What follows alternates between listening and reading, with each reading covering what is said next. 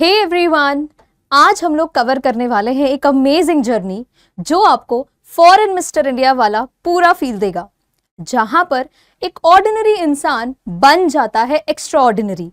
But before we begin, let's indulge into a little magic trick. So abracadabra, here I go. अब आप मुझे नहीं देख सकते हो, but I am right here with you. तो इमेजिन अगर ऐसी ही इनक्रेडिबल पावर इनविजिबिलिटी की आपको मिल जाए, व्हाट वुड यू डू? क्या एक साइलेंट ऑब्जर्वर बन जाओगे जो सीक्रेट कॉन्वर्सेशन सुन रहा है, या फिर एक शैतान ट्रिकस्टर बन जाओगे जो भर भर के प्रैंक्स कर रहा है? आपकी इमेजिनेशन है। Let me know in the comment section कि इस केस में आप क्या खतरनाक करने वाले हो।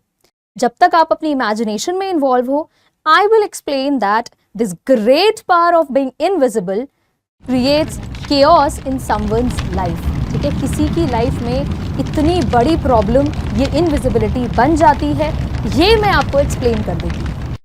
यहां पर मैं हैरी पॉटर की बात नहीं कर रही हूं, हम बात कर रहे हैं H.G. वेल्स की स्टोरी फुटप्रिंट्स विदाउट फीट के मेन कैरेक्टर ग्रिफिन के बारे में। अब होता क्या है, दो बिल्कुल छोटे छोटे बच्चे आप लोगों की तरह ही एक बहुत ही अमेजिंग सी चीज विटनेस कर लेते हैं। दे सॉ मडी इम्प्रिंट्स, ठीक है, और वो भी नंगे पैरों के इम्प्रिंट्स वो देख लेते हैं आउट ऑफ नोवेयर, और यहां से शुरू होता है real adventure. Now as usual, typical horror story की तरह वो दोनों बच्चे वो प्रिंस को फॉलो करते हैं, और तब तक फॉलो करते हैं जब तक वो गायब नहीं हो जाते। तो अब ना हम स्टोरी में थोड़ा सा पीछे चलते हैं टू नो कि ये फुटप्रिंट्स हैं किसके। सो ग्रिफिन वॉज अ साइंटिस्ट जिसने रिसेंटली ही डिस्कवर किया है ह्यूमन बॉडी को ट्रांसपेरेंट करना।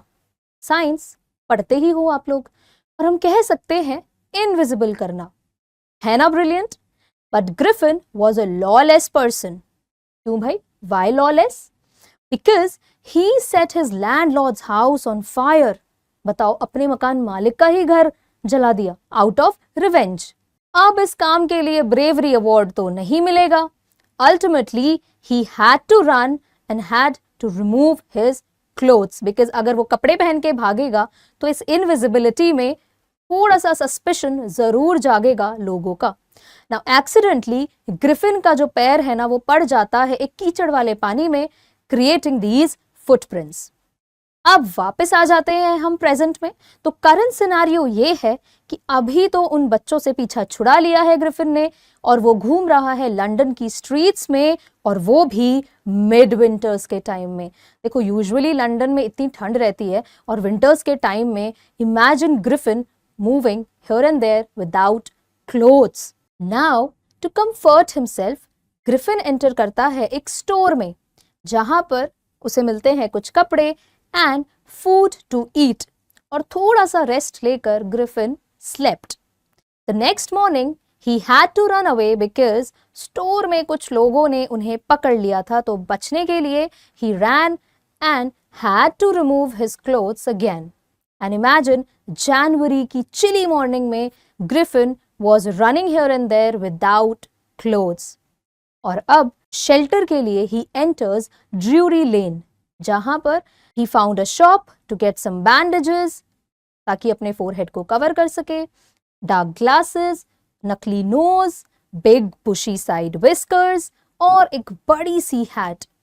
नॉट ओनली दैट, वहां के शॉपकीपर से थोड़े से पैसे चुराए एंड ही लेफ्ट। अब छुपते छुपाते किसी तरह ही रीच्ड विलेज आइपिंग, और वहां एक इन में अपने लिए उसने 2 रूम्स बुक किए। थोड़ा सा स्ट्रेंज था बिकॉज इतनी ठंड में यूजुअली इन की बुकिंग नहीं होती थी, लेकिन पैसों का चक्कर है भाई, मिसेस हॉल कैसे मना करती? Mrs hall the owner of that in. But कुछ ही दिनों बाद उन्हें अजीबोगरीब एक्टिविटीज देखने मिल रही थी, सस्पिशियस एक्टिविटीज, जैसे कि एक फ्लाइंग हैट जो जाके सीधा लगती है मिसेस हॉल के फेस पर, एक फ्लाइंग चेयर, समवन स्निफिंग, और दिखता कोई भी नहीं था। सो दे कंक्लूडेड कि इस रूम में पक्का कोई स्पिरिट है। जब मिसेस हॉल ने ये डिस्कस किया बाकी विलेजर्स के साथ, दे रियलाइज्ड कि ये डेफिनेटली कोई विच क्राफ्ट है, यानी कि काला जादू है। इस सिचुएशन से निकलने के लिए Mrs Hall called a constable to find out कि भाई ये ग्रिफिन है कौन और ये सारा दिन रूम में करता क्या रहता है। दिस मेड ग्रिफिन एंग्री और उसने फाइनली अपनी रियल आइडेंटिटी रिवील कर दी। तो इस सिचुएशन से बाहर निकलना कोई मुश्किल काम नहीं था ग्रिफिन के लिए। He easily managed to escape. सारे उसने अपने कपड़े फिर से उतार दिए and no one could catch him. Hello my amazing Gen Zs and my lovely students. Welcome to Science and Fun. A very warm welcome to your English session. I am Deepika, your English educator, and I hope कि Footprints Without Feet chapter से Griffin के character का एक अच्छा खासा overview आपको मिल चुका है. Let me know in the comment section about your feedbacks regarding the animation. लेकिन एक रात पहले पढ़ने के लिए तो सिर्फ एनिमेशन देखकर आपका काम हो जाएगा, बट यू ऑलरेडी नो कि हमारे पास आने वाले हैं competency based questions, assertion reasoning and a lot more questions. तो उसके लिए देखो लाइन बाय लाइन तो पढ़ना ही पड़ेगा, कोई शॉर्टकट नहीं है. तो इंग्लिश को फन और इजी बनाने के लिए आई एम हियर. और वैसे भी इतना अमेजिंग चैप्टर है, मजा आ जाएगा आपको. वीडियो को एंड तक जरूर देखना, हम लोग कुछ PYQs भी करने वाले हैं. राइट तो शुरू करते हैं. सबसे पहले इस चैप्टर का एक शॉर्ट इंट्रोडक्शन मैं आपको दे देती हूँ. So the story is about a scientist. ये तो पता चल गया, ठीक है. साइंटिस्ट का नाम है ग्रिफिन. ओके तो यहां से ना एक लेसन तो उन बच्चों को मिलने वाला है जो साइंटिस्ट बनने का ड्रीम रखते हैं कि आपको कैसा साइंटिस्ट नहीं बनना है. ठीक है, ये तो हमेशा आपको सबने बताया है कि भाई साइंटिस्ट आपको कैसा बनना है. इतने सारे एग्जाम्पल्स है, बताओ जल्दी से मुझे कमेंट्स में कौन है हमारे रिनाउंड साइंटिस्ट जिनसे आप इंस्पायर होते हो. राइट लेकिन मैं आपको बताऊंगी इस चैप्टर से कि कैसा साइंटिस्ट आपको नहीं बनना है ना. ठीक है. So the scientist Griffin he had discovered कि भाई खुद को गायब कैसे करना है ना. Can you imagine. मतलब हमने अच्छा खासा डिस्कशन अभी पहले भी किया था एनिमेशन में. आपने जब मैंने आपसे क्वेश्चन पूछा था कि यार आप लोग क्या करोगे इनविजिबल होके, है ना. तो अगर अभी तक किसी ने आंसर नहीं किया तो अब जरूर कर दो कि इनविजिबिलिटी का अगर ऐसा कोई ड्रग या कोई मेडिसिन आपको मिल जाए तो भाई पहला काम क्या होगा. ठीक है. तो ग्रिफिन ने इनविजिबल होने का तो डिस्कवरी कर लिया था.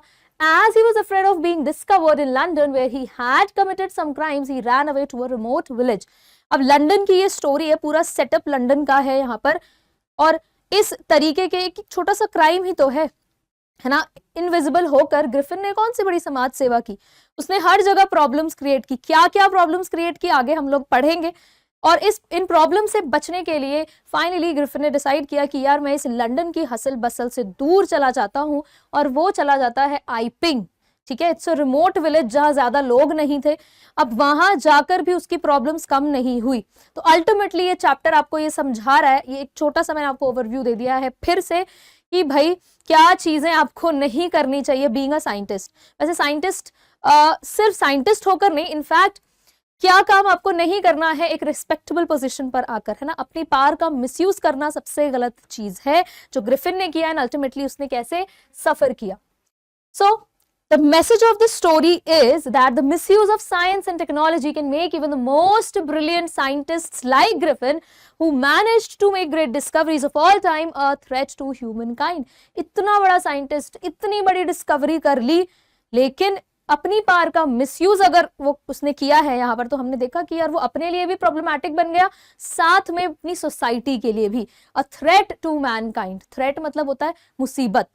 ठीक है. ओके तो एक अगर छोटा सा वन लाइन में आपको अगर इसका मैं आपको मैसेज दूं तो वो कहता है कि भाई anything in excess is poison. कुछ भी चीज अगर जरूरत से ज्यादा हो जाए ना तो वो पॉइजन ही बन जाती है.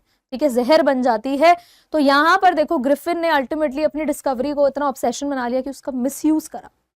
Okay It highlights the human tendency to misuse creativity which was meant for the common good and creating a menace by its misappropriation. Again, menace यहाँ पर जो word है, it clearly shows कि भाई problem है ना, कि सोसाइटी के लिए कितना बड़ा प्रॉब्लम और थ्रेट बना दिया ग्रिफिन के एक क्रिएटिविटी ने. उसने उसको मिसयूज किया. ओके कुछ अगर ऐसी मूवीज अगर आप लोगों ने देखी हैं तो डेफिनेटली आप कमेंट्स में मुझे बताओ. I would love to know कि इस तरीके की मूवीज आपने कौन सी देखी है. राइट ठीक है. And apart from that H.G. Wells जो राइटर हैं इस स्टोरी के, उन्होंने इसी तरह के जॉनरा पर काम किया है जहां पर बात होती है टाइम मशीन रिलेटेड और एलियन इन्वेजन। तो इस तरह के वर्क्स आप उनके, इस तरह की थीम्स आप उनके वर्क्स में जरूर देखोगे, राइट। तो हम बढ़ते हैं आगे चैप्टर के एक्सप्लेनेशन के साथ। तो ये स्टोरी कहां से शुरू होती है? The two boys started in surprise at the fresh muddy imprints of a pair of bare feet. दो छोटे छोटे बच्चे बिल्कुल आप लोगों के जैसे, ठीक है, वो बहुत ही हैरान हो जाते हैं क्या देखकर, बहुत ही fresh fresh muddy imprints. Imprints क्या होता है? इस तरह से आप अगर इमेज में देख रहे हो तो देखो पैरों की छाप नजर आ रही है ना। मडी हो गया कि भाई मिट्टी से सने हुए बिल्कुल, ओके। यही कई बार मम्मी से मार भी पड़ती है ना, खेल कर आते हो गंदे पैरों से अंदर, तो जिसके लिए मार पड़ती है बिल्कुल वैसे इम्प्रिंट समझ लो आप, राइट। तो बच्चे बड़े हैरान होते हैं, दे वर सरप्राइज्ड कि भाई ये bare feet. Now bare feet को इतना स्ट्रेस क्यों डाला गया है? बेयर का मतलब क्या होता है? अनकवर्ड, ठीक है, जैसे हम कहते हैं ना नंगे पैर, बिना आप कोई स्लीपर्स या शूज के। तो अनकवर्ड पैरों के यहां पर कौन चल रहा है? बड़े सरप्राइज्ड होते हैं बच्चे। अब बात यहां पर बेयर फीट की क्यों, इतना स्ट्रेस क्यों डाला है इस पर? इसका रीजन ये है कि लंदन की ठंड में कोई इंसान बेयर फीट यहां चल रहा है, तो ये थोड़ा सा अनयूजुअल है, ओके।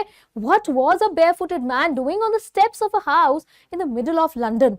भाई लंदन में इतनी ठंड के टाइम पर एक इंसान बिना चप्पलों के क्या कर रहा है? And where was the man, कहां है ये आदमी?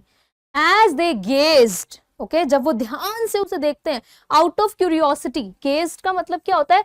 जब आप किसी चीज को बड़े ध्यान से देखते हो, क्यूरियस होकर देखते हो, उसके बारे में जानना चाहते हो, तो यहाँ पर वर्ड यूज होता है गेज, राइट। वो जानना चाहते हैं कि यार ये क्या है, इट्स अ रिमार्केबल साइट, बड़ा ही डिफरेंट और यूनिक साइट है। met their eyes. A fresh footmark appeared from nowhere. कहीं से पता नहीं कहां से एक फ्रेश फुटमार्क आ गया, इंसान नहीं दिख रहा है। अब एक बात बताओ, इंसान होगा तभी तो उसके पैरों के निशान होंगे, लेकिन यहां तो इंसान ही नहीं दिख रहा है कोई, तो ये पैरों के निशान किसके हैं? Further footprints followed, one after another, descending the steps and progressing down the street. और एक के बाद एक इसी तरह से फुटप्रिंट्स बनते चले गए, ठीक है। कहां पर? डिसेंडिंग द स्टेप्स, सीढ़ियों में नीचे। डिसेंडिंग असेंडिंग आप लोगों ने मैथ्स में पढ़ा है, तो डिसेंडिंग इज नीचे की तरफ जाना, ओके। इस केस में हम बोलेंगे सीढ़ियों से नीचे उतर रहा है ना कोई, तो हम बोलेंगे डिसेंडिंग, ओके। कोई चढ़ रहा हो तो हम यूज कर सकते हैं कि भाई ascending the steps, okay. And progressing down the street, the boys followed fascinated. Boys तो अट्रैक्टेड हो गए बिल्कुल, यार ये क्या हो रहा है, ये कैसे हो रहा है ना। अगर मैं होंगी तो उस जगह पर मैं कभी नहीं जाना चाहूंगी कि भाई ये कहाँ जा रही है प्रिंस, आई डोंट केयर। लेकिन यहाँ पर ये इतने क्यूरियस है बच्चे, ये जानना चाहते हैं यार ये हो क्या रहा है, इतना unusual. Until the muddy impressions became fainter and fainter. ये तब तक उसको फॉलो करते हैं जब तक वो लाइट नहीं हो जाते। Fainter and fainter मतलब वो दिखना कम नहीं हो जाते। And at last disappeared altogether. और लास्ट में वो पूरी तरह से गायब ही हो जाते हैं। अब यहां पर आपके दिमाग में क्वेश्चन जरूर आया होगा कि यार ये प्रिंट्स हैं किसके, तो इसके लिए आपको थोड़ा सा पीछे जाना पड़ेगा स्टोरी में। आपको यहां पर एक्सप्लेनेशन दिया है ऑथर ने कि भाई ये इम्प्रिंट्स हैं किसके। Explanation of the mystery was really simple enough, बहुत ही सिंपल है। इस मिस्ट्री का जो एक्सप्लेनेशन है it's very simple. The bewildered boys, देखो वर्ड आ गया आपके लिए एक, बेविल्डर्ड का मतलब होता है पजल्ड। अब ये सारे वर्ड्स क्यों जरूरी है, क्यों आपको इनका मीनिंग और सिनोनिम जानना जरूरी है? Reason being because you guys get vocabulary based questions. मैंने आपको कहा था कॉम्पिटेंसी बेस्ड क्वेश्चंस आते हैं एग्जाम में, तो वहां पर इस तरह के वर्ड्स का आपको सिनोनिम भी पता होना चाहिए। एंड इफ यू वांट तो आप एंटोनिम्स भी ढूंढने का ट्राई करो, ओके। पूरा एक वोकैबुलरी बना लो अपना ढंग से, वोकैबुलरी टेबल पूरी। तो बेविल्डर्ड का हो गया पजल्ड, अगर और इजीली समझना है तो भाई ये हो गया कंफ्यूज्ड, ठीक है। सो दोनों बच्चे बड़े कंफ्यूज, वो कब से साइंटिस्ट को फॉलो कर रहे थे। The boys had been following a scientist who had just discovered how to make the human body transparent. तो जिस बॉडी को वो ढूंढना चाह रहे थे वो एक्चुअली में कौन था? वो था ग्रिफिन, ठीक है, जिसने अभी अभी ये डिस्कवर किया है कि कैसे एक ह्यूमन बॉडी को ट्रांसपेरेंट बनाया जा सकता है। ट्रांसपेरेंट क्या होता है? ट्रांसपेरेंट आपने पढ़ा होगा, ओपेक ऑब्जेक्ट्स, ट्रांसपेरेंट ऑब्जेक्ट्स, जिससे कि लाइट जो है पास हो जाती है इजिली, राइट, आर पार आपको दिखाई देता है। तो अभी अभी ग्रिफिन जो कि एक साइंटिस्ट है उसने डिस्कवर किया है कि भाई कैसे ह्यूमन बॉडी को ट्रांसपेरेंट बनाया जा सकता है। And Griffin, the scientist, had carried out experiment after experiment to prove that the human body could become invisible. और एक एक्सपेरिमेंट नहीं, ग्रिफिन ने ऐसे बहुत से एक्सपेरिमेंट्स किए, उसने अच्छी खासी मेहनत की है, उसकी स्ट्रगल है इसके पीछे, तो डिस्कवरी तो बहुत बड़ी थी, no doubt. Finally, he swallowed certain rare drugs and his body became as transparent as a sheet of glass. इसको ये इंपॉर्टेंट है थोड़ा सा. ओके तो फाइनली उसने क्या किया, स्वॉलोड होता है निगल जाना, जैसे आप दवाई खाते हो ना बिल्कुल बेमन से, आपको बिल्कुल उसका टेस्ट नहीं अच्छा लगता है, तो वैसे ही द साइंटिस्ट ग्रिफिन, उसने एक कोई तो रेयर ड्रग, रेयर होता है यूनिक, ठीक है, एक कुछ यूनिक सी ड्रग जो है वो खा ली थी, स्वालो कर ली थी.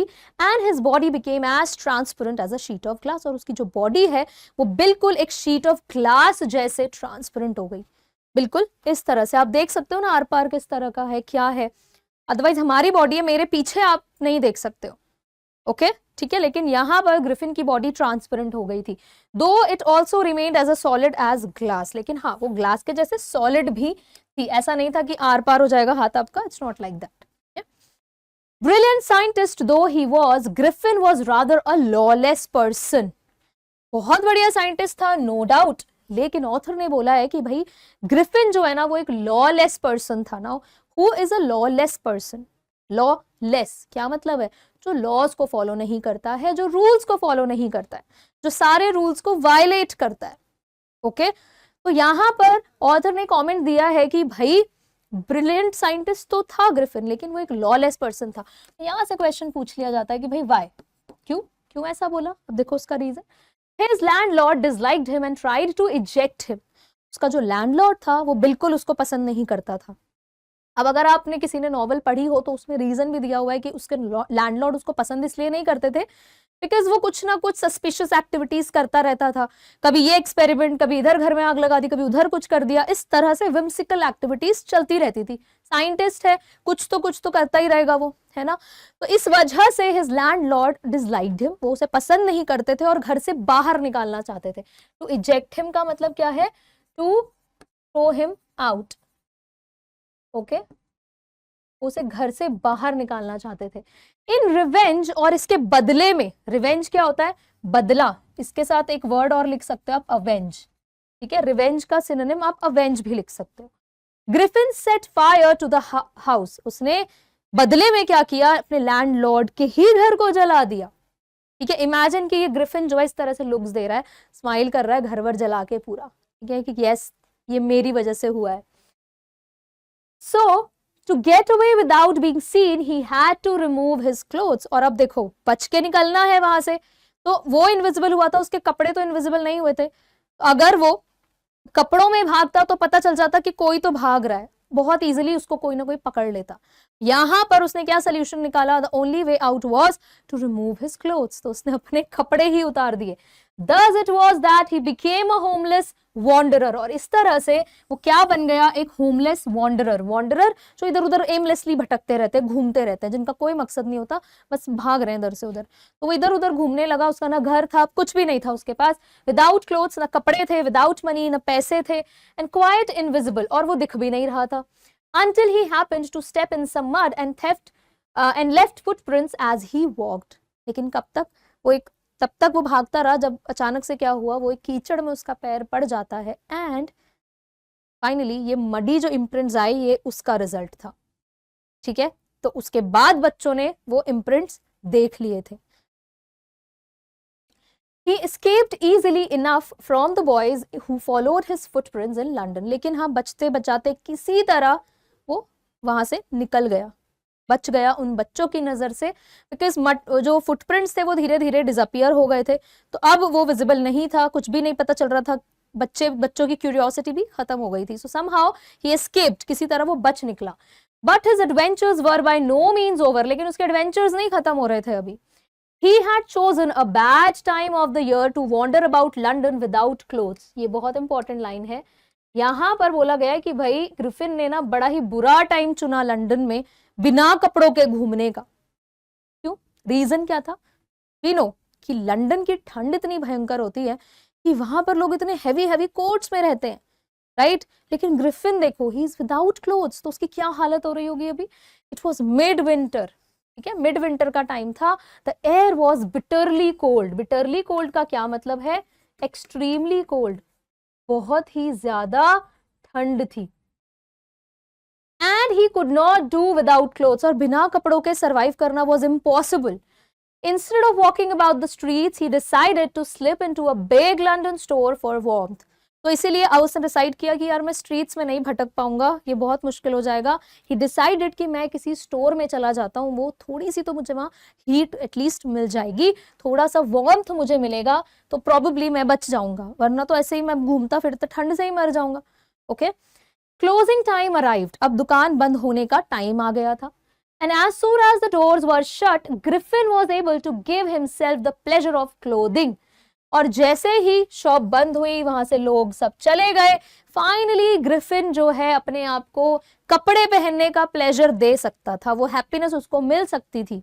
होता है ना, हम लोग थक हार के कभी घर जाते हैं, ठीक है, टाइट फिटेड अपने क्लोथ्स में होता है, फॉर्मल क्लोथ्स में, एंड हमको चाहिए होता है कि हम अपने नॉर्मल घर के वो लूज कपड़ों में आ जाएं किसी तरह।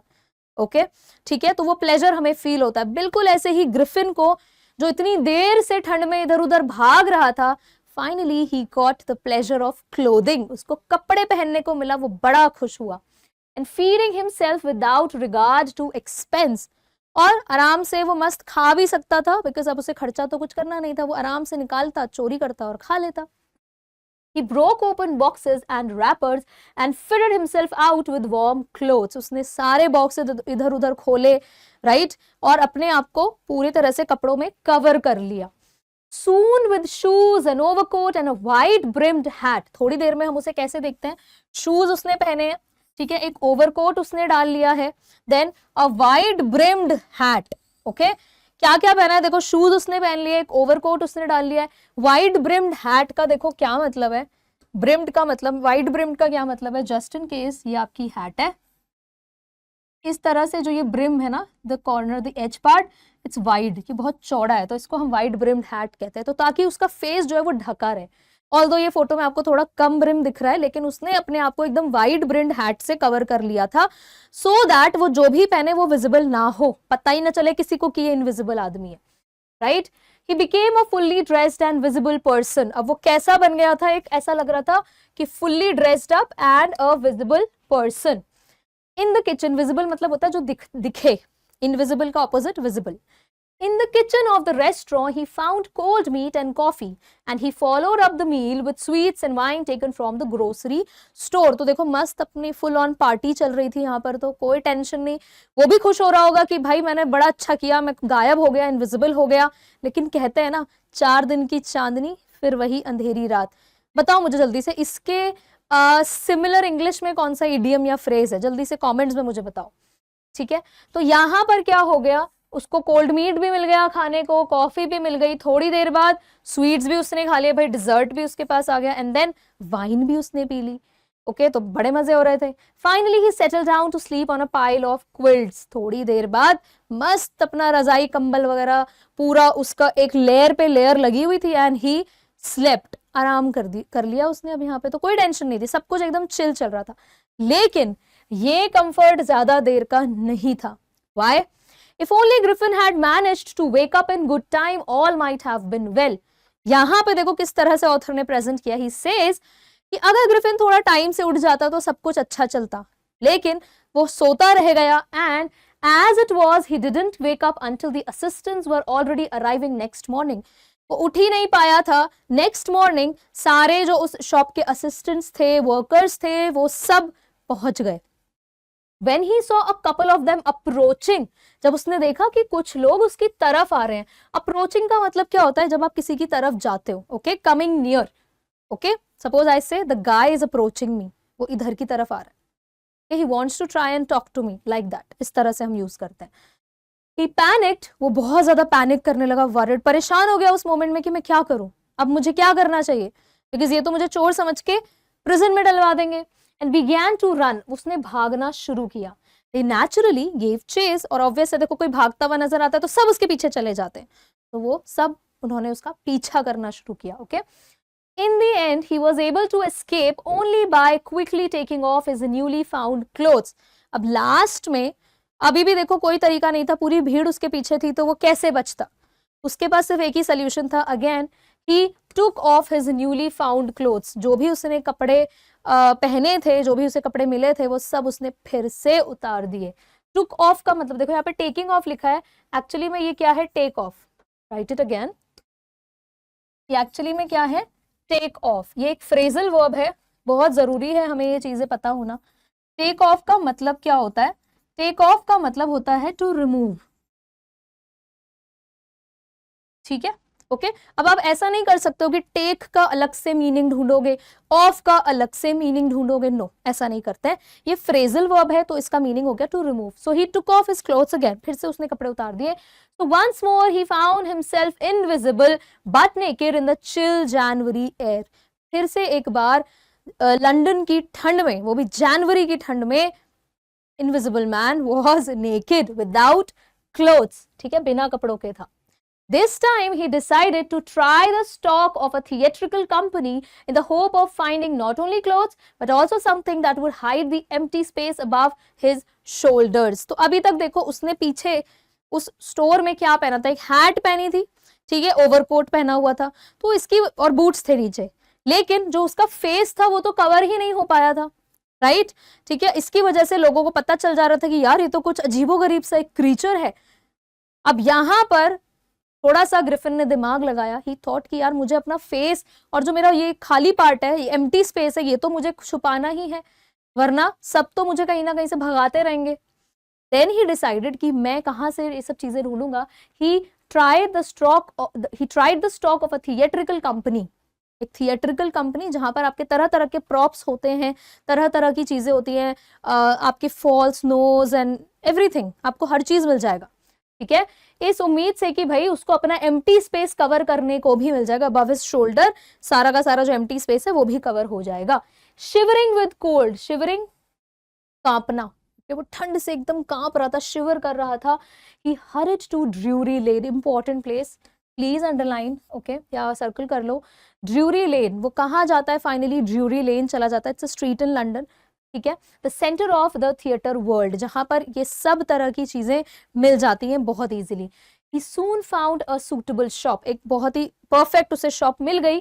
He made his way invisible, अब उसको तो कोई देख नहीं सकता था, तो वो चला गया upstairs and came out a little letter wearing bandages around his forehead. पहले तो वो इनविजिबल होकर ऊपर गया, लेकिन जब वापस आया तो देखो उसने क्या क्या पहना हुआ था। He was wearing bandages around his forehead, just like this person, यहां दिख रहा है आपको, पूरी तरह से बैंडेजेस उसने पहने अपने फोरहेड में, dark glasses to cover his eyes, false nose, even the nose was false, नकली नोज भी लगा ली कि तो ताकि एक एज दिखे, अदरवाइज तो वो वोल्डेमॉर्ट जैसा दिखता। ठीक है, बिग बुशी साइड विस्कर्स, नाउ बिग बुशी साइड विस्कर्स बेसिकली होते क्या है, ये होते हैं जो आपके चिन एंड चीक पर एक्स्ट्रा हेयर होते हैं, उनको बोला जाता है विस्कर्स। तो सॉर्ट ऑफ इस तरह से उसने कुछ अपने अरेंजमेंट किया कि किसी तरह ये एरिया भी मैं कवर कर लूं, और उसके ऊपर से बैंडेजेस वगैरह से खुद को पूरी तरह से कवर कर लिया। And a large hat, to escape without being seen he carelessly attacked the shopkeeper from behind, after which he robbed him of all the money he could find. Okay, अब यहां पर देखो गायब तो वो हो जाता इजिली, तो escape without being seen, he carelessly attacked. carelessly का क्या मतलब होता है, देखो इस वर्ड से हल्का साउंड कर रहा है ना, समथिंग बैड, नेगेटिव सा साउंड कर रहा है वर्ड carelessly, तो carelessly का मतलब ही यही होता है rudely, in an unkind manner, बहुत ही क्रूअल वे में। ठीक है, बहुत ही क्रूअल वे में वो क्या करता है, शॉपकीपर को पीछे से अटैक करता है। After which he robbed him of all the money he could find, और जितना पैसा उसको शॉपकीपर से मिलता है वो पूरी तरह से चुरा लेता है। तो यहां से देखो उसके सारे लॉलेस एक्टिविटीज फर्दर इनहैंस ही हो रहे थे, वो कुछ भी ऐसा काम नहीं कर रहा था जो एक ब्रिलियंट साइंटिस्ट करता, अपार्ट फ्रॉम हिज डिस्कवरी, उसके अलावा उसने सारे बुरे काम ही किए। ओके, ठीक है, Eager to get away from crowded London, he took a train to the village of Iping. अब उसने क्या किया, वो इस भीड़ भाड़ वाली जगह से दूर जाना चाहता था, उसे पता था यार यहाँ तो मैं भागता ही रह जाऊंगा, तो वो कहाँ जाता है, फाइनली एक विलेज में जाता है, and the name of that village was Iping. ठीक है, आइपिंग वो चला जाता है, he took a train to that village, train लेकर वो वहां पहुंचता है, where he booked 2 rooms at the local inn. इन होती है बेसिकली, इट्स लाइक धर्मशाला जिसे हम कहते हैं, इट्स लाइक दैट। ओके, तो वो 2 रूम्स बुक करता है। अब जनवरी की ठंड में, वो भी लंदन में, इस टाइम पर ऐसे एक विजिटर का आना वॉज अ लिटिल अनयूजुअल। मतलब ये नॉर्मल बात तो नहीं थी, लोग इतना नहीं इधर उधर जाके इन वगैरह लेते, तो थोड़ा सा अजीब तो था। Okay, so the arrival of a stranger at an inn in winter was in any case an unusual event. तो ये बहुत ही अनयूजुअल इवेंट था। क्यों? क्योंकि यहाँ पर लिखा है, क्लियरली लिखा है कि एक स्ट्रेंजर का आना, वो भी विंटर में, तो ये थोड़ा सा तो कॉमन से कुछ अलग ही चल रहा था। A stranger of such uncommon appearance set all tongues wagging. Now see, you have a phrase here, set all tongues wagging. इसका क्या मतलब होता है? To make everyone start talking about something. मतलब जब ऐसा होता है कि आसपास सोसाइटी में कुछ शॉकिंग इवेंट हो जाए, कुछ भी ऐसा हो जाए जिसकी लोग बातें बनाने लगते, मतलब ये पॉजिटिव वे में नहीं है, कुछ अजीब हो अगर, वियर्ड हो अगर, तो जब लोग बातें बनाए तो उसके लिए जो हम फ्रेज यूज करते हैं उसको बोलते हैं set all tongues waging. Okay, ठीक है। आई वुड लव अगर आप लोग कमेंट्स में एक सेंटेंस मुझे बना के दे दो इस फ्रेज से, ठीक है। अब यहाँ पे इस तरह का एक स्ट्रेंजर जिसने इतना कुछ पहना हुआ है, पूरा बैंडेजेस से कवर है, तो ये अपीयरेंस ही इतना अजीब था, इतना वियर्ड था कि सब लोग आपस में बातें बनाने लगे। अब जब वो उसने आइपिंग में एंट्री ली उस विलेज में, तो ऐसा तो नहीं है कि वहां बाकी लोग नहीं रहते थे, तो वहां के विलेजर्स भी उसे देखकर बातें बना रहे थे कि यार ये अजीब सा इंसान आया कौन है। तो ये इसका मतलब होता है set all tongues waging. So his uncommon appearance set all tongues waging. उसका जो ये अनकॉमन अपीयरेंस था, इसकी वजह से लोग सब उसके बारे में बातें बनाने लगे थे। Mrs hall, important character of this chapter, ठीक है। मिसेस हॉल एक बहुत ही इंपॉर्टेंट कैरेक्टर है। लैंडलॉर्ड्स वाइफ, अब उस इन के जो लैंडलॉर्ड थे उनकी वाइफ थी Mrs Hall, made every effort to be friendly. वो बहुत ट्राई कर रही थी कि इसके साथ फ्रेंडली हो, बातचीत करे, ओके, थोड़ा सा आइडेंटिफाई करने की कोशिश करे कि भाई चक्कर क्या है, ये ऐसा क्यों है इतना weird. But Griffin had no desire to talk and told her my reason for coming to Iping is a desire for solitude.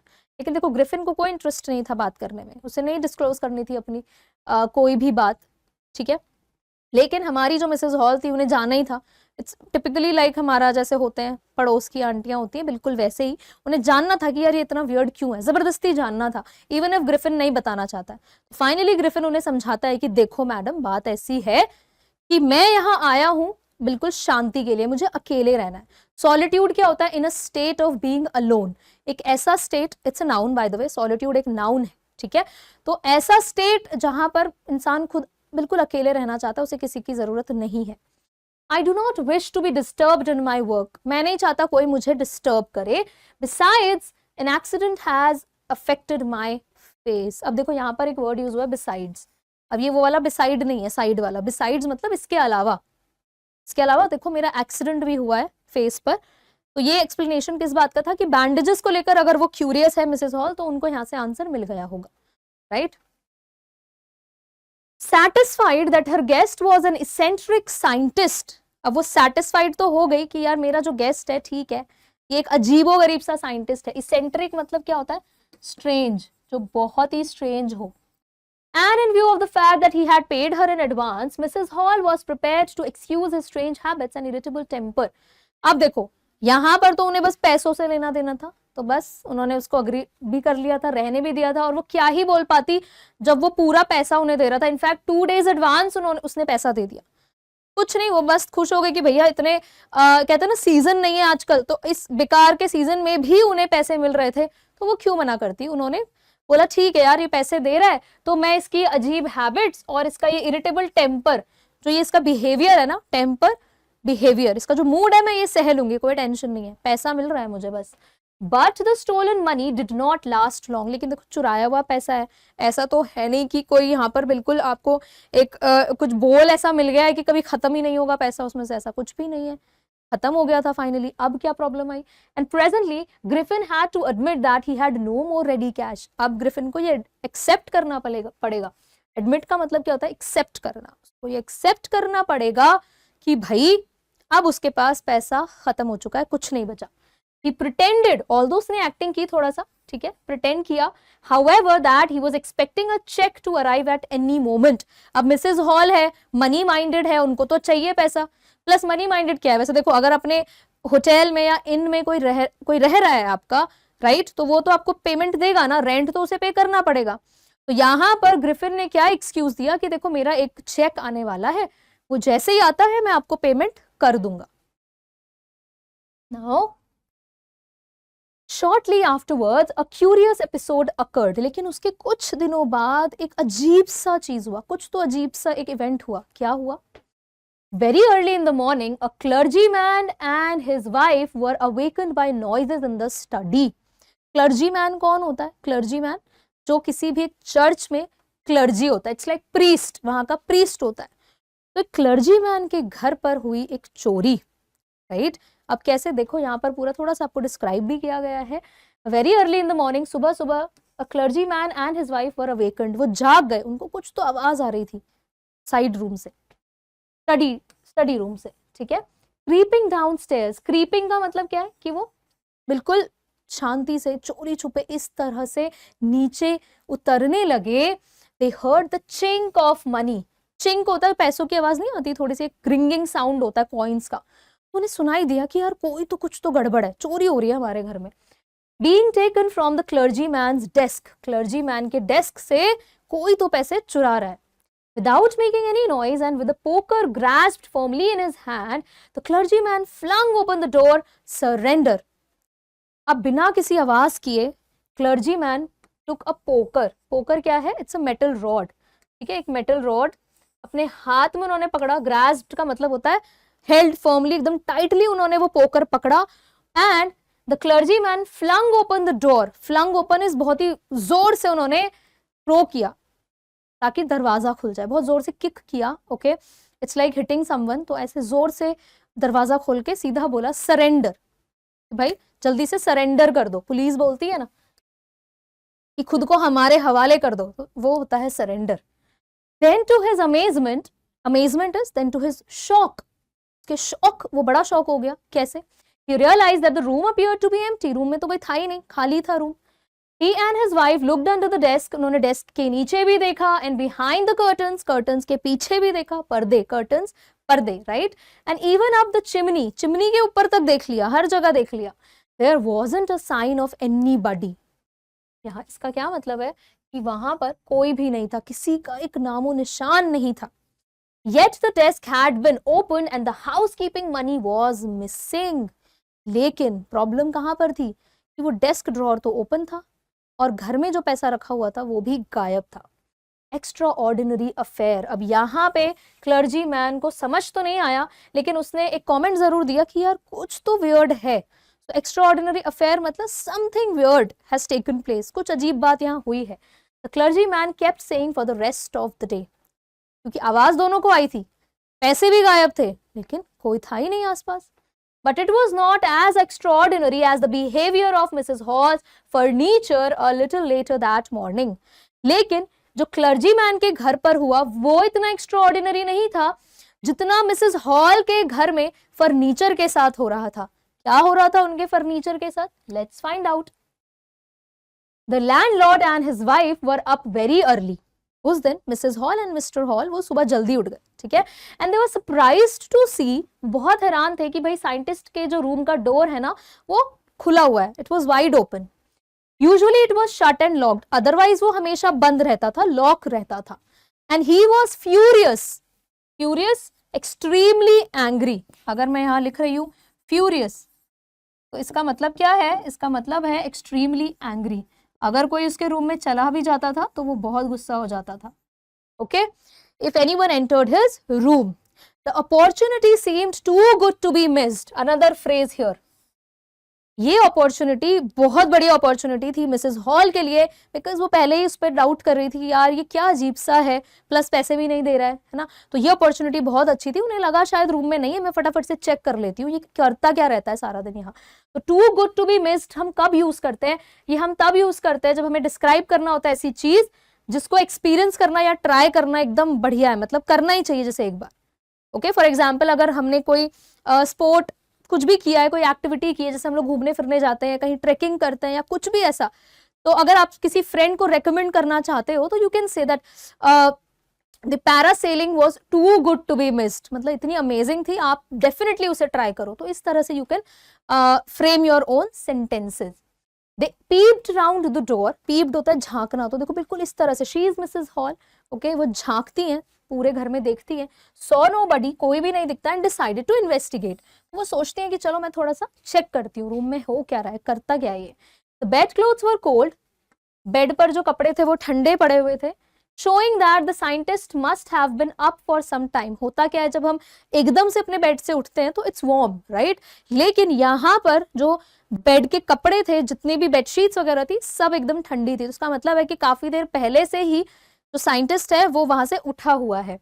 And stranger still, the clothes and bandages that he always wore were lying about the room. लेकिन एक बात तो अजीब थी कि जो ये सारा टाइम बैंडेजेस वगैरह और कपड़े पहने रखता था, ये रूम में ऐसे ही पड़े हुए, ओके।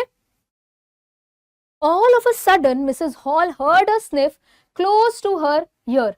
अब थोड़ी देर में ना मिसेस हॉल को क्या आवाज आती है, समवन स्निफिंग, कोई जोर जोर से सांस ले रहा है, राइट। अ मोमेंट लेटर, थोड़ी देर बाद, the hat on the bed post left up. थोड़ी देर में वो क्या देखती हैं, बिल्कुल इस तरह से कि ये तो थोड़ा सा आपको दिख रहा है कि किस तरह से बर्तन अपने आप मिसेस हॉल की तरफ जा रहे थे, राइट, बट एक्चुअली में वहां पर क्या था कि हैट जो कि बेड पोस्ट के पास रखा था, इट लेफ्ट अप, वो अपने आप उठकर जोर से dashed itself into her face, okay, वो सीधा जाके किसके फेस पर पड़ा, मिसेस हॉल के, राइट।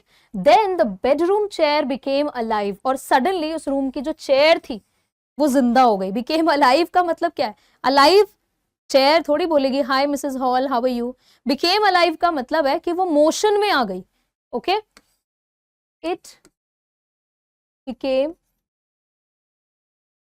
मूवेबल, ठीक है, वो अपने आप मूव कर रही थी। Springing into the air, it charged straight at her, अब वो हवा में उड़ गई और सीधा जाके लगी मिसेस हॉल को, legs foremost.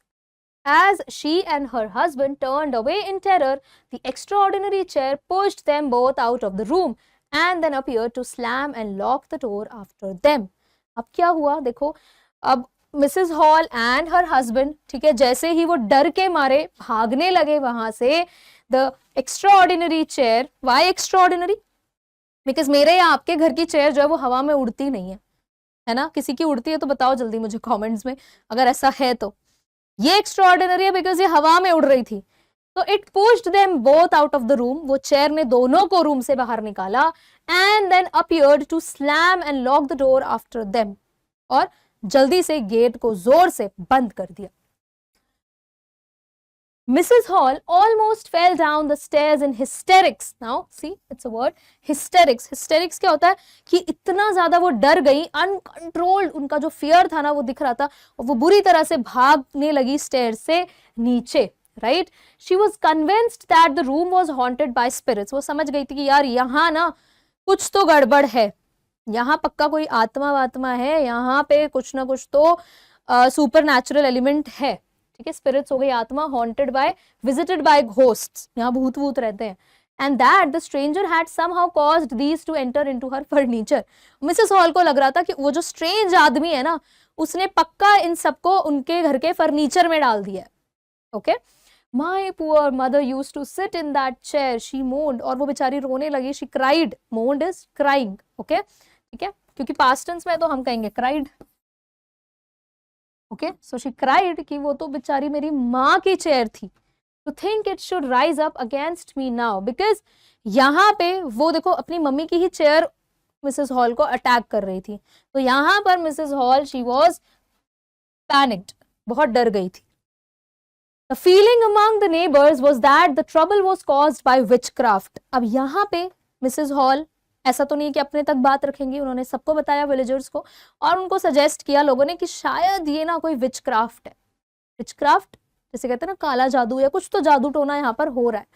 But witchcraft or not, when news of the burglary at the clergyman's home became known, the strange scientist was strongly suspected of having had a hand in it.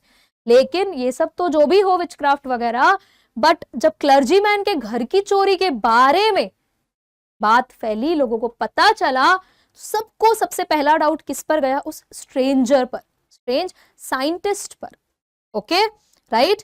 And यहां पर एक phrase use हुआ है, having had a hand in it. हम लोग हिंदी में बोलते हैं ना इसमें पक्का तुम्हारा हाथ है, तो इसका क्या मतलब होता है, इस फ्रेज का मतलब होता है to be involved in something, he had a hand in this theft. Okay, इस चोरी में उसका हाथ था। तो यहां पर सबका सस्पेक्ट कौन था, Griffin the scientist. Suspicion grew even stronger when he suddenly produced some ready cash, और इनका डाउट जो है वो और बढ़ गया। सस्पिशन होता है शक, उनका डाउट और बढ़ गया जब suddenly out of nowhere Griffin जो है वो कुछ अमाउंट लेकर सामने उनके आ गया। Though he had admitted not long before that he had no money, although इसने कुछ ही टाइम पहले तो अभी बोला था इसके पास 1 रुपए नहीं है अभी देने को, चेक वेक आने वाला है कुछ, लेकिन अभी देखो अचानक से ये कैश लेकर आ गया। तो यहाँ पर डाउट जो है थोड़ा सा मिसेस हॉल का बढ़ गया। The village constable was secretly sent for this. Instead of waiting for the constable, Mrs. Hall went to the scientist who had somehow mysteriously appeared from his empty bedroom. अब village constable, constable policeman, ठीक है, जो उस village में constable थे उनको बुलवाया गया, चुपचाप बुलाया गया, ज्यादा उनके साथ ऐसा नहीं है कि फुल्ली अनाउंसमेंट कर दी गई कि भाई हम मुसीबत में हैं या कुछ तो अजीब हमारे घर में, ऐसा नहीं, चुपचाप उन्हें बुलाया। सेंट फॉर का मतलब है कॉल्ड, उनको बुलवाया गया। Instead of waiting for the constable, so Mrs hall जो है उन्होंने कांस्टेबल का वेट नहीं किया, she was a curious lady, तो वो खुद ही जाकर बैठ गई किससे बात करने, साइंटिस्ट से बात करने, बिकॉज वो अचानक से पता नहीं कैसे प्रकट हो गया है अपने खाली बेडरूम से। अभी तो मिसेस हॉल ने देखा था वहां कोई नहीं था, तो अब ये कहां से आ गया। ओके, तो यहां पर मिसेस हॉल का सस्पिशन और बढ़ गया। I want to know what you have been doing to my chair upstairs, मुझे जानना है कि तुम मेरे चेयर्स के साथ क्या कर रहे हो, she demanded. And I want to know how it is you came out of an empty room and how you entered a locked room. और मुझे ये भी जानना है कि तुम एक खाली रूम में कैसे प्रकट हो गए हो और एक लॉक्ड रूम में तुमने एंट्री कैसे ले ली। तो she had a lot of questions जिसके आंसर्स उन्हें चाहिए थे। Okay, the scientist was always quick tempered. Now quick tempered का मतलब क्या होता है, जिसको बहुत जल्दी गुस्सा आता है। ओके, ठीक है, नाउ ही बिकेम फ्यूरियस। वैसे तो साइंटिस्ट को हमेशा ही जल्दी जल्दी छोटी छोटी बातों पर गुस्सा आ जाता था, लेकिन यहां पर he got super duper angry, extremely angry. You don't understand who और what I am, he shouted. Very well, I will show you. तुम्हें नहीं समझ आ रहा है ना कि मैं कौन हूं, ठीक है, क्या हूं मैं, बहुत बढ़िया, अब मैं तुम्हें दिखाऊंगा मैं कौन हूं। Suddenly he through of bandages, suddenly उसने क्या किया, सारे बैंडेजेस जो है निकालने शुरू कर दिए। Whiskers, spectacles and even nose, सब उसने निकाल कर फेंक दिया। It took him only a minute to do this, और उसे ये करने के लिए सिर्फ 1 मिनट लगा, उसने सब कुछ फेंक दिया निकालकर। The horrified people in the bar found themselves staring at a headless. अब उस इन के बार में जब लोगों ने देखा कि यार एक हेडलेस आदमी है, तो ऑब्वियसली उनका क्या रिएक्शन रहा होगा, दे वर हॉरिफाइड, वो बहुत डर गए थे। Mr. Jaffers, the constable, now arrived and was quite surprised to find that he had to arrest a man without a head. अब मिस्टर जैफर्स, ये है उन कांस्टेबल का नाम, वो बड़े हैरान थे कि मुझे इसे पकड़ना है, बिना सर वाले आदमी को, अ हेडलेस मैन। उनके लिए बहुत सरप्राइजिंग था, right? But Jaffers was not easily prevented from doing his duty. But Jaffers was a good constable. उनको अपनी ड्यूटी निभानी थी, उन्हें कोई रोक नहीं सकता था इस काम से। If a magistrate's warrant ordered a person's arrest, then that person had to be arrested with or without his head. क्योंकि वो बिल्कुल अपने मजिस्ट्रेट का ऑर्डर मानते थे कि भाई अगर ऑर्डर आया है कि इस इंसान को पकड़ना है, साइंटिस्ट को पकड़ना है, चाहे उसका सर हो चाहे ना हो, उसको पकड़कर लाना ही है। Okay, There followed a remarkable scene as the policeman tried to get hold of a man who was becoming more and more invisible as he threw off one garment after another. Garment होते हैं clothes. अब यहाँ पर real adventure देखने लायक scene था बिल्कुल, कि भाई किस तरह से पुलिस एक आदमी को पकड़ने जा रही है जो एक एक करके गायब होता जा रहा है, because he was continuously throwing of all his clothes, वो फेंके ही जा रहा था अपने कपड़े सारे के सारे। Finally a shirt flu into the air, और फाइनली लास्ट में एक शर्ट जो है वो हवा में इस तरह से फेंकी जाती है। And the constable found himself struggling with someone he could not see at all, और कांस्टेबल जो है वो स्ट्रगल करता है बिकॉज जिसको उसे पकड़ना था वो तो दिख ही नहीं रहा था। Okay, Some people tried to help him, कुछ लोगों ने उसको हेल्प करने का ट्राई भी किया, but found themselves hit by blows, लेकिन उन पर सिर्फ और सिर्फ डंडे पड़ रहे थे, पत्थर पड़ रहे थे, तरह तरह की चीजों से वो उनको चोट लग रही थी. That seemed to come from nowhere, और उन्हें पता भी नहीं चल रहा था कहाँ से आ जाएगा. अभी यहाँ पर तसल्ली से देखने लगो तो उधर से कहीं से कोई मार रहा था. तो ये सब कौन कर रहा था? ग्रिफिन कर रहा था. In the end, Jaffers was knocked unconscious, और लास्ट में जैफर्स को बेहोश कर देता है ग्रिफिन. ओके, इतनी चोट लग जाती है उन्हें कि वो फेंट हो जाते हैं. As he made a last attempt to hold on to the unseen scientist, because वो एक आखिरी अटेम्प्ट करते हैं उस साइंटिस्ट को पकड़ने की. There were nervous excited cries of hold him. अब हर तरफ से आवाजें आ रही थी, पकड़ो उसे पकड़ो उसे. कोई नर्वसनेस से बोल रहा था, कोई डर के मारे बोल रहा था, कोई एक्साइटेड होकर बोल रहा था. But this was easier said then done. Another phrase, this was easier said then done का मतलब क्या होता है? ये हम तब यूज करते हैं जब हमें ऐसा एक्शन डिस्क्राइब करना है जैसे कहना तो बड़ा आसान है लेकिन करना उतना ही मुश्किल है. इस फ्रेज से तो definitely I want a sentence from you guys. एक सेंटेंस तो बनाओ जरूर, ठीक है, कॉमेंट्स में बनाओ. Griffin had shaken himself free. Griffin ने खुद को बचा लिया, फ्री कर लिया. And no one knew where to lay hands on him. और किसी को नहीं पता था कैसे ग्रिफिन को पकड़ा जाए. Right, all right. So that is the end of the chapter. हमने लाइन बाय लाइन एक्सप्लेनेशन ले लिया है फुल ऑन. अब कर लेते हैं थोड़े से PYQs, जिससे आपको ये भी आइडिया लग जाएगा कि कितने क्वेश्चंस आप अटेम्प्ट कर पा रहे हो चैप्टर को रीड करने के बाद. Right, so the first question here is identify the option that aptly describes Griffin. 4 options आपके सामने हैं. ओके, इन चारों ऑप्शंस में से कौन सा ऑप्शन है जो ग्रिफिन को एकदम परफेक्टली डिस्क्राइब करता है? अगर आपके पास क्वेश्चन आ जाता है कैरेक्टर स्केच रिलेटेड, ग्रिफिन का कैरेक्टर स्केच, तो आपको ऑलरेडी चीजें पता है, ठीक है, यहां से भी आप वर्ड्स उठा सकते हो. तो देखो पहला ऑप्शन में क्या है हमारे पास, वर्ड्स क्या है? Greedy yet kind. देखो नो डाउट हमारा ग्रिफिन जो था वो ग्रीडी था, लेकिन काइंड तो बिल्कुल नहीं था, तो हम इसको तो बिल्कुल अपना आंसर नहीं बोलेंगे. Then we have proud and honourable. Honourable तो बिल्कुल नहीं था यार, सोसाइटी में इतना डैमेज करने के बाद किस बात का ऑनरेबल, बिल्कुल नहीं. Considerate and selfless.